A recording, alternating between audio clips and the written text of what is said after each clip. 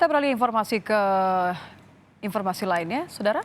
Mantan anak buah Verdi Sambo di Propampori, Brigadir Frilian Fitri Rosadi, hari ini menjalani sidang etik terkait ketidakprofesionalan dalam kasus pembunuhan Brigadir Yosua. Sidang etik Brigadir Frilian Fitri Rosadi dipimpin oleh Brigjen Agus Wijayanto selaku Ketua Komisi KKEP. Sidang etik Brigadir Frilian Fitri berlangsung dari pukul 1 siang, menghadirkan 4 saksi. Salah satunya adalah mantan ajudan Verdi Sambo, Barada Sadam, yang sebelumnya sudah dikenai sanksi demosi 1 tahun lantaran terbukti mengintimidasi 2 wartawan saat meliput di rumah Verdi Sambo.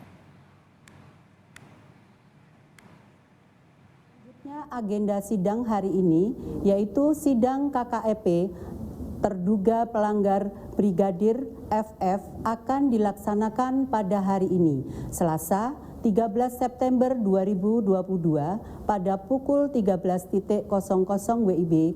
Saksi-saksi dalam persidangan sebanyak 4 orang yaitu Kompol SM, Ibda DDC, Bribtu FDA, dan Barada S.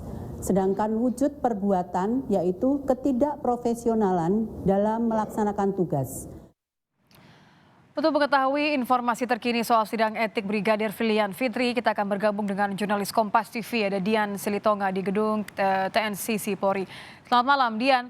Apa saja hasil sidang etik Brigadir FF? Apa saja perannya sehingga mendapatkan sanksi? Ya, Nitya, ada 2 sanksi yang dijatuhkan. Yang pertama adalah sanksi etika, di mana memang perbuatan pelanggar ini dinyatakan sebagai perbuatan tercela. Kemudian pelanggar juga diwajibkan secara lisan untuk meminta maaf di hadapan sidang kode etik profesi kepolisian, dan kemudian juga secara tertulis diwajibkan untuk meminta maaf kepada pimpinan Polri.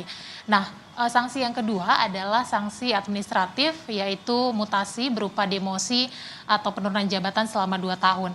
Nah, sanksi yang diberikan kepada Brigadir Frilian Fitri ini hampir sama dengan sanksi yang diberikan kepada Barada Sadam yang kemarin juga sidang etiknya sudah digelar.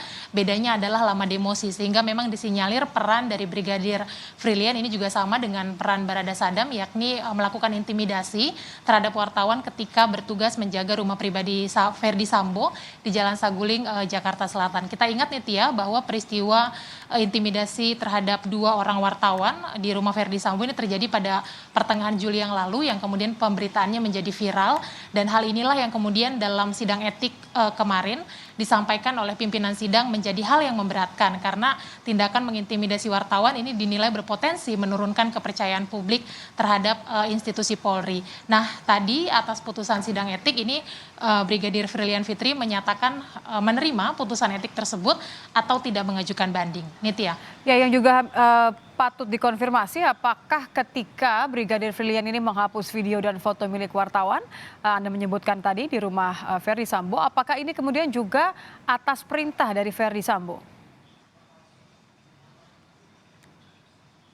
Ya, kalau kita melihat posisi dari Brigadir Frilian Fitri yang kita ketahui bersama merupakan anak buah dari Verdi Sambo, tidak menutup kemungkinan memang Nitya apa yang dia lakukan ini atas perintah atasannya atau atas perintah Verdi Sambo. Tetapi hal ini memang belum secara resmi disampaikan oleh pihak kepolisian.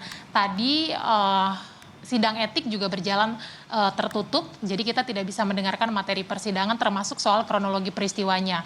Nah, tapi yang jelas memang Verdi Sambo ini juga sudah menjalani sidang etik, dan kita tahu bersama sanksi yang dijatuhkan adalah pemberhentian tidak dengan hormat. Terkait dengan sidang hari ini, saya juga akan mengajak kita untuk mendengarkan pembacaan putusan sidang etik terhadap Brigadir Frilian Fitri yang dibacakan oleh Ketua Sidang Etik Brigjen Agus Wijayanto berikut ini. Sanksi etika yaitu A. Perilaku pelanggar dinyatakan sebagai perbuatan tercela. B. Kewajiban pelanggar meminta maaf secara lisan di hadapan sidang Komisi Kode Etik Polri dan secara tertulis kepada pimpinan Polri.